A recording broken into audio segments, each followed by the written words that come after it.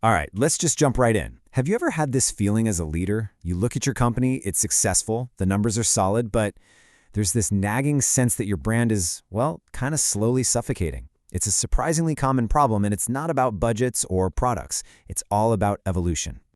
And that really brings us to the main question, doesn't it? Is your brand just breathing, or is it truly alive? See, breathing is just survival. Being alive, though, that's about thriving. It's about growing. It's about owning your market. We're going to break down how you get from one to the other, and we'll use some pretty unexpected lessons from one of the most competitive industries on the planet.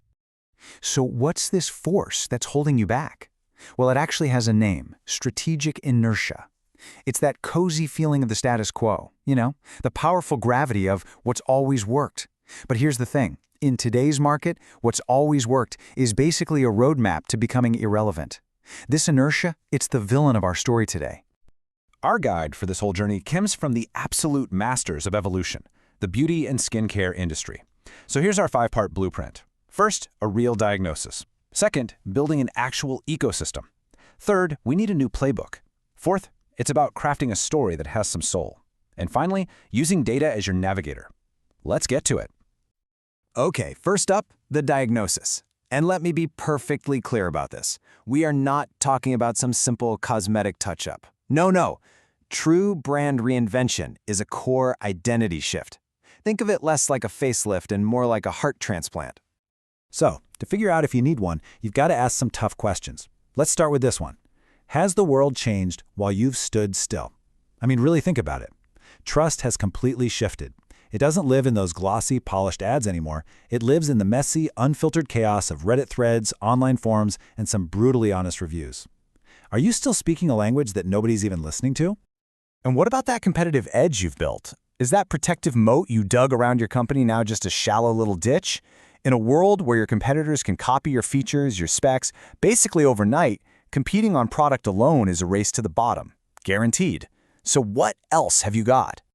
And finally, this is a big one. Have your ambitions outgrown your story? You're planning a major expansion, right? A new product line, maybe a move into a whole new market. That's fantastic. But does your current brand story have the credibility, the power to actually carry that ambition forward? Or is it going to snap under the weight of your goals? Let's just make sure we're totally clear on the difference here. A facelift? That's all superficial stuff. A new logo, a slick ad campaign. But a heart transplant, that goes right to the core. It's about redefining your purpose, your values, and the fundamental story you're telling the world. That's where the real change happens. Okay, let's move on to our second point and see how this all connects.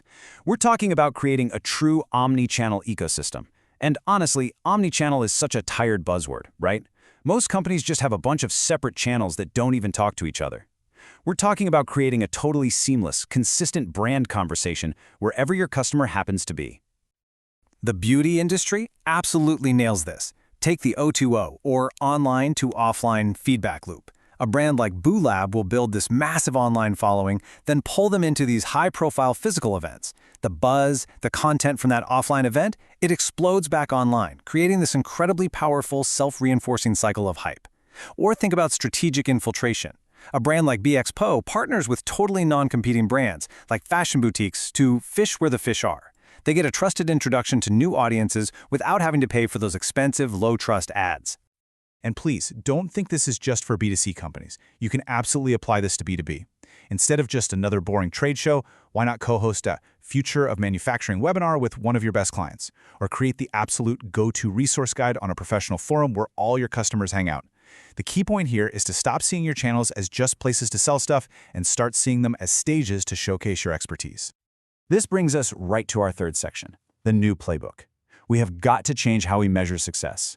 For years, we've all been addicted to these vanity metrics: traffic, clicks, impressions. But in a world full of ad blockers and privacy-first platforms, that's fool's gold.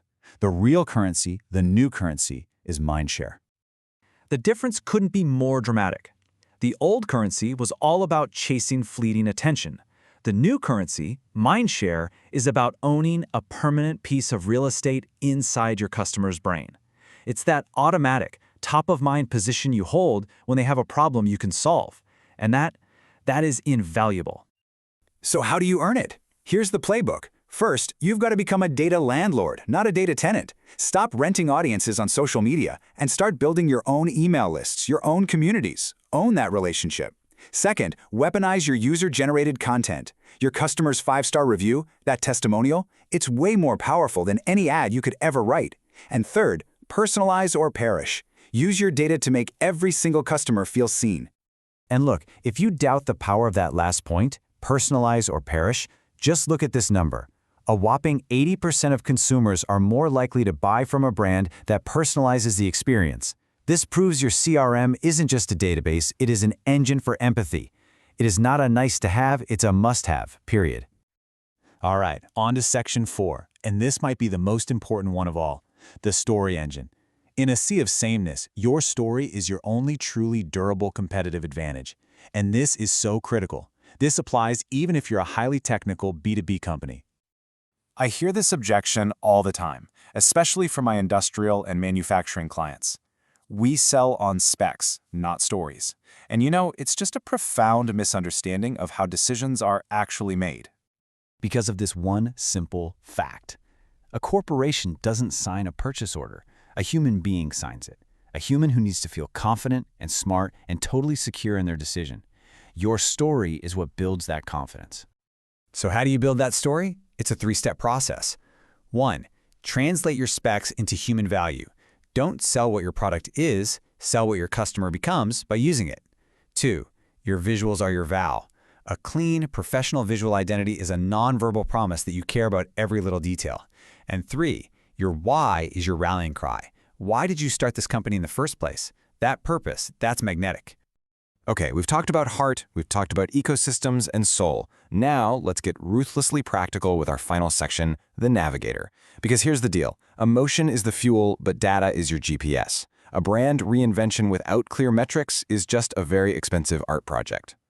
You need a dashboard of vital signs, and it should focus on 3 critical areas. First, brand health. Are people looking for you by name? That's your organic search. Second, audience engagement. Are they sticking around? Are they spending real time with your content? And finally, commercial impact, the bottom line. Are you seeing growth in customer lifetime value and the average deal size? This is how you prove the ROI of your new heart. I absolutely love this motto from the author of the source article. See the goal from 30,000 feet, but execute it at the millimeter level. This just perfectly captures the 2 sides you need for a successful rebrand. Visionary, big-picture thinking, combined with flawless, data-driven execution on the ground. So, what's the core takeaway from all this? The path from that feeling of suffocating stagnation to real breakout growth is pretty clear. You have to replace that comfortable, dangerous inertia with relentless, intentional evolution. You have to make the choice to change before the market forces you to. So we'll end with this, a question for you to take back to your team. I want you to look at your business, your market, your ambitions, and ask, what's the single biggest wall standing between your brand today and the future you want for it? Because now you have a blueprint for how to start tearing it down.